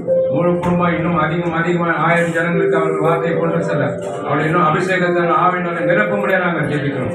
எனக்கு ஒரு ஊழியர் பிதா நம்மளை கலப்படுவேன் என்று சொல்கிறேன். முழு குடும்பங்களை கர்த்தர் ஆசீர்வதிங்க. உன் கைகளுடைய பிரயாசத்தை சாப்பிடுவாய். உங்களுக்கு பாக்கியம் நன்மை உண்டாருன்னு சொல்லி இன்னும் அநேக நன்மைகளை பெற்றுக்கொள்ள ஒரு கிருபையை அளிப்படியா நாங்கள் ஜெபிக்கிறோம். ஆசீர்வாதம் பலப்படுத்தும். இயேசு கிறிஸ்துவின் கர்த்தர் நல்ல பிதாவே. ஆமென், ஆமென், ஆமென். ஆண்டவருடைய நாமத்தை மகிமைப்படுத்துவோம். கர்த்தர் வல்லவராய் பயன்படுத்துவாராக பாதுகாப்பானாக. ஒரே ஒரு அறிவித்து நம்ம ஜெபித்து முடிக்க போகிறோம். அல்லேலூயா. காலை சரியாய் 6 மணியிலிருந்து 9 மணிக்குள்ள உயிர்த்தெழுந்தல் ஆராதனை முடியும். பாடுகிற பிள்ளைகள் நேரத்தோடு சீக்கிரமாய் வந்து கர்த்தரை பாடி மகிமைப்படுத்துங்கள். அல்லேலூயா, அல்லேலூயா. அது மாத்திரமல்ல, மாலை 3வது நாள் கூட்டம் நடைபெறும். சீக்கிரமாய் வந்து பாடக்கூடிய பிள்ளைகள், கர்த்தரை மகிமைப்படுத்த விரும்புகிற பிள்ளைகள் சீக்கிரமாக வந்து கர்த்தரை மகிமைப்படுத்தி கர்த்தரை உயர்த்தி கர்த்தரை ஆராதிப்போம். அல்லேலூயா. தொடர்ந்து இந்த கூட்டங்களுக்காக அநேக தேவைகளிலிருந்து கர்த்தர் எல்லா தேவைகளை சந்தித்து அற்புதமாய் 2வது நாள் கூட்டத்தை ஆண்டவர் நடத்தி முடித்திருக்கிறார். அல்லேலூயா, அல்லேலூயா. 2வது நாள் கூட்டத்தில் வந்து கர்த்தரை பாடி துதித்து மகிமைப்படுத்தி கர்த்தரை ஆராதித்த உங்கள் ஒவ்வொருவரையும் கர்த்தர் நிச்சயமாகவே ஆசீர்வதிப்பார். உங்களை தேவன் இந்த நாளில் வந்த ஒவ்வொருவரையும் ஆசீர்வதிக்கும்படி கடைசி பிஷப்பையா ஜெபித்து முடிப்பாங்க. அது மாத்திரமல்ல, இந்த இன்றைக்கு சீக்கிரமாக சாப்பிட்டு உதவி செய்கிற பிள்ளைகள் பலூன்லாம் கட்டி ஆலயத்தை அழகுபடுத்திட்டு நீங்கள் போகும்படி உங்கள் அன்போடு கேட்டுக்கொள்கிறேன். அல்லேலூயா. அதனால் கொஞ்சம் வேகமாக அழகாக சாப்பிட்டு எல்லாரும் உதவி செய்வீர்களானால் அது டக்குன்னு நம்ம முடிச்சுட்டு வீட்டுக்கு போய் காலையில் ஆராதனைக்கு வருவதற்கு அது உதவியாக காணப்படும். அல்லேலூயா. அதை மனதில் வைத்துக் கொள்ளுங்கள். இருந்து எல்லாரும் அழகாக நீங்கள் சாப்பிட்டு ஆண்டவருடைய நாமத்தை துதித்து நீங்கள் கடந்து செல்படி உங்களை அன்போடு கூட கேட்டுக்கொள்கிறேன். தொடர்ந்து நாம் ஜெபித்து முடிக்கலாம். பிஷப் ராஜை அவர்கள் வந்து ஜெபித்து முடிக்கலாம். எல்லாரும் கண்களை மூடி கர்த்தரை ஸ்தோத்தரிப்போம். ஸ்தோத்திரம், ஸ்தோத்திரம், ஸ்தோத்திரம். குமாரன் பரிசுத்த ஆவியானவர் நம்முடைய மத்தியிலே வந்து நம்மை ஆசீர்வதித்தார், வசனத்தோடு பேசினார். எல்லாரும் சொந்தமாய் ஸ்தோத்திரம் பண்ணுங்க. ஸ்தோத்திரம், ஸ்தோத்திரம், ஸ்தோத்திரம், ஸ்தோத்திரம். இன்றைய கூட்டங்கள் ஆசீர்வாதமாய் இருந்தது. எல்லாரும் ஸ்தோத்திரம் பண்ணுவோம். ஸ்தோத்திரம், ஸ்தோத்திரம், ஸ்தோத்திரம், ஸ்தோத்திரம். பாடல்கள் சகல காரியங்களும் ஆசீர்வாதமாய் இருந்தது. எல்லாரும் ஸ்தோத்திரம் பண்ணுவோம். ஸ்தோத்திரம், ஸ்தோத்திரம், ஸ்தோத்திரம். சரி, நல்ல ஆண்டவரை சோதரிக்கிறோம், தாழ்த்தி ஒப்பு கொடுக்கிறோம். நீ செய்த எல்லா உபகாரங்களுக்காக உமக்கு நன்றி செலுத்துகிறோம். உமக்கு 100 ஸ்தோத்திரம், உமக்கு 1000 ஸ்தோத்திரம், உமக்கு 1,00,000 ஸ்தோத்திரம், உமக்கு கோடி ஸ்தோத்திரம், கோடி கோடி ஸ்தோத்திரம். எண்ணற்ற ஸ்தோத்திரங்களை ஏறெடுத்து உள்ளத்தின் ஆழத்திலிருந்து உடைய அன்பினாலே துதிக்கிறோம். தொடர்ந்து ஆசீர்வதியும். நாளை கூட்டங்களை ஆசீர்வதியும். ஆண்டவரை மாலை கூட்டத்தில் திரளான மக்களை கொண்டு வாரும். செய்திகளை ஆசீர்வதித்து தாரும். எல்லா மக்களும் ஆசீர்வாதம் பெறட்டும். காலை உயிர்த்தெழுதல் ஆராதனை ஆசீர்வதித்து தாரும். எல்லாரும் குடும்பமாக வரணும். எல்லாரிலையும் கூட்டு ஆண்டவரை உங்களை சந்திக்க வரணும். ஆண்டவரை அற்புதம் செய்யும். புதிய ஆத்மாக்களை கொண்டு வாங்க. இந்த ஊழியத்தை செய்வதற்கு வேண்டிய பொருளாதாரத்தை தொடர்ந்து தாங்க. வானத்து பலகைகளில் திறந்து இடம் கொள்ளாமல் போக மட்டும் கர்த்தர் அற்புதம் செய்யும். வல்ல நாமம் மகிமைப்படட்டும். ஆண்டவர் கடந்த நாட்களில் செய்த எல்லா நன்மைகளுக்காக ஸ்தோத்திரம், எல்லா உதவிகளுக்காக ஸ்தோத்திரமானது. ஊழியத்துக்காய் கொடுக்கிற, ஜெபிக்கிற, உழைக்கிற எல்லாரையும் கரம் நீட்டி தொட்டு உடைய நன்மைகள்னால, பாக்கியத்தினால, சுகத்தினால, பலத்தினால, சமாதானத்தினால, தீர்க்காயத்தினால நிரப்புவீராக. இதா குமாரன் பரிசுத்தாவின் நாமத்தினால எல்லாரையும் ஆசீர்வதிக்கிறோம். வந்திருக்கிற எல்லாரையும் ஒவ்வொருவரையும் தனித்தனியாக பெயர் பெயராய் தொட்டு ஆசீர்வதி. இன்னைக்கு இந்த ஆகாரத்துக்கு உதவியாக செய்த எல்லாரையும் ஆசீர்வதி. திருப்தியா எல்லாருக்கும் ஆகாரம் கொடுக்க கர்த்தர் நடத்தின அன்பிற்காக ஸ்தோத்திரமாக தொடர்ந்து இந்த காரியங்களை செய்வதற்கு தேவக்கரம் கூட இருந்து நன்மை செய்யட்டும். இயேசுவின் நாமத்தில் ஜெபிக்கிறேன். எல்லாரும் சேர்ந்து சொல்வோம்.